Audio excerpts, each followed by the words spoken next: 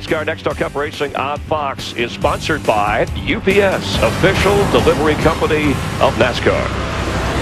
UPS delivers the chance to manage your own free fantasy auto racing league. Go to foxsports.com. Jeff Hammond, how did Jeff Gordon lose 6 spots on pit road? Well, Mike, we keep talking about how important these pit stops are, these final pit stops, as far as track position is concerned. Well, when Jeff came in, it looked like a pretty normal stop, but they've had some problems. Last time in, they had trouble with the right rear, and it slowed them down. It cost them some positions, but when they come around, you see their guy on the right front, he's a little bit slow. Then he gets to the left front, and he actually has trouble, I think, getting the tire off. You see the jackman reach in to pull the tire away to try to speed the stop up, but it still cost him 6 positions. That's how important it is getting off pit road smoothly. Dale Earnhardt Jr. remains the leader. Kurt Busch, Kyle Busch, Jeff Burton, Mark Martin, Matt Kenseth, Montoya, Jeff Gordon, Carl Edwards, and Martin Truex, the top 10. I'll be interested to see how this 2 car can handle the 8 car, because actually they've been the 2 best cars here in the last several laps. Kurt doesn't get off of turn 2 very well there, and his brother Kyle puts his bumper right up underneath of him, but looks like he's got it going now. A little slow off of 2, though. And we definitely need to stress again, as we've been talking this entire race, those 2 cars, the 2 brothers running second, third, that's not the cars that were unloaded Friday morning when this track opened for inspection.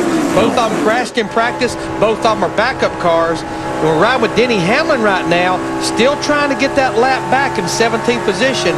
He's trying to get that free pass should we get a caution. But you know what, Larry, a tip of the hat to those crews, because those cars came off the trailers fast, backup cars. Jimmie Johnson's taken his car to the garage. Dick Bergman's with him.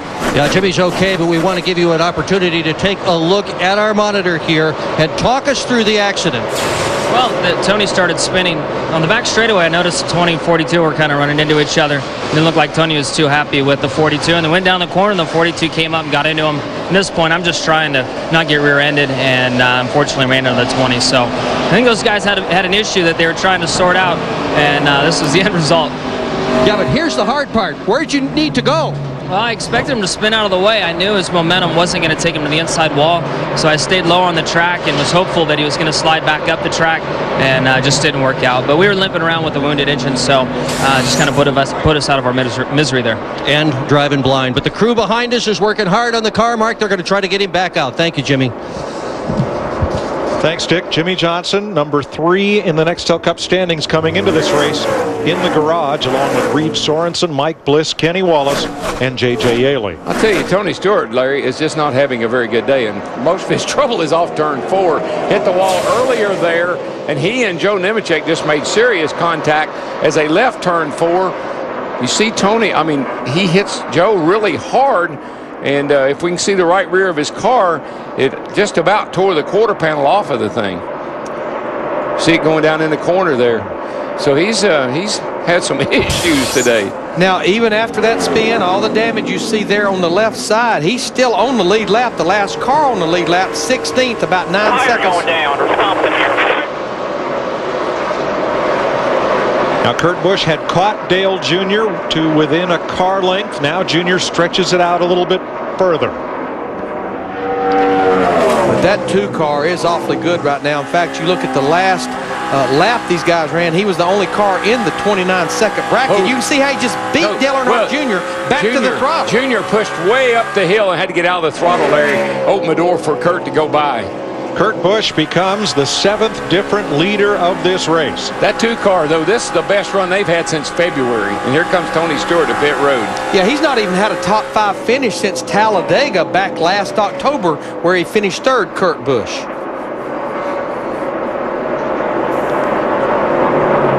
Krista? Tony having all sorts of trouble today. Yeah, you know, the turn 4 has really been the issue for him right now. Spotter got on the radio and said, man, I don't know if we're going to tear this whole car up. A right rear tire going flat, the crew making the changes. Also working with a new front carrier this week, Scott Merritt, his very first Nextel Cup race.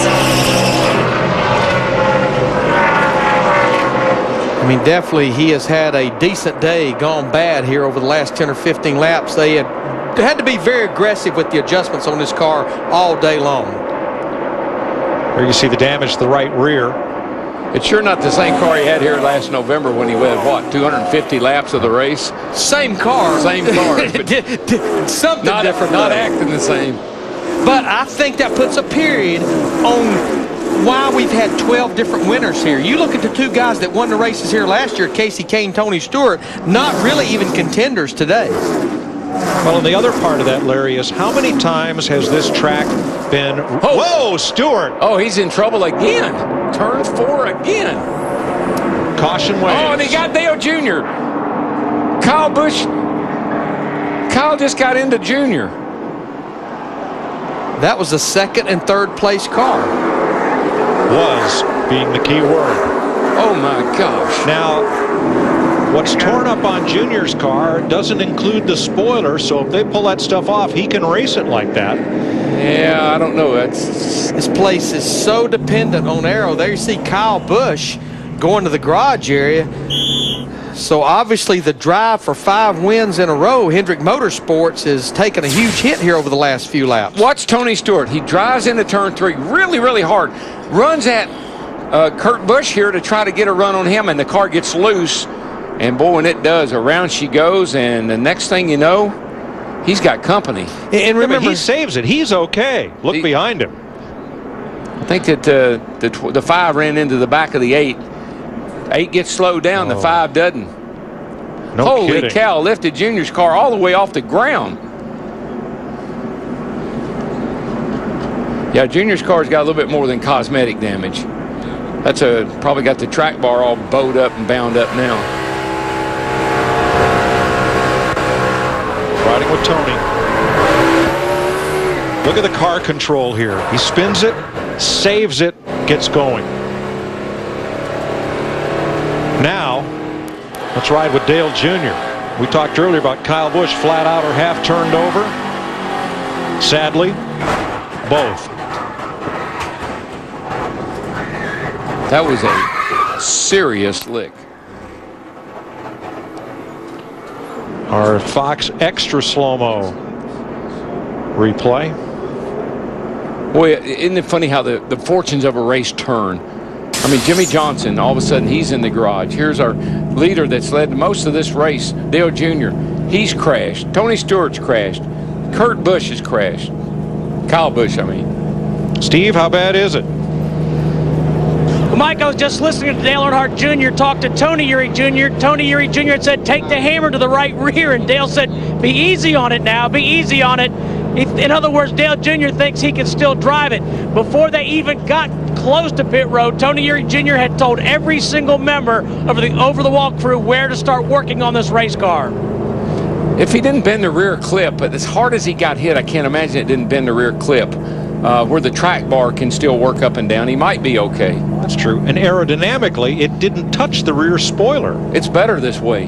Get rid of that rear bumper, they go faster. You'll go then, especially down the straightaway, that's for sure. If he didn't get any chassis damage, he might be okay. Now, while we were showing all those replays, all of our leaders did come to pit road, and I'm pretty confident in saying what Robbie Reiser, the crew chief for Matt Kenseth, did, Dick Berggren, only 10 laps on their tires, looked like he wanted to lead by changing 2 tires, Dick. You got it, Larry McReynolds. That's exactly what he did. He changed the right size only for track position. Well, he ain't going to have the lead because Kurt Busch stayed out. Did not pit, yes, with the 2 car. Again, it had only been about 10 laps since we were to pit road, and Jeff Gordon, Steve Letarte, the 24 car, they also changed just 2 tires, and you see their teammate right there, Kyle Busch in the 5, trying to make repairs. We've got 80 laps to go in this race. Krista. Well, when we talked with Troy Rake earlier this week, we warned him, hey, if we're talking to you, that's probably a good thing because it means you're up front. But you guys chose not to come in. Why? We only got 8 laps on the tires right now, and the longer we run, the more we run away from them guys. So everybody decided we'd be better off staying out. Well, your crew wants to know when you're going to pull out the aviator shades. Kurt's flying. What about you? Right over there. When we're over there. Victory Lane. That's what we're looking for. Back upstairs. Now, another reason some of these guys elected, like Kurt Busch, to stay out, some of those guys changed 2 tires, it didn't change the schedule of pit stops. It's still a one-stop race for everyone to the end of the race. Like that guy lurking in second. What about that? Mark Martin. What about that? The army of one is about ready to go to war. How quickly things change here in Texas.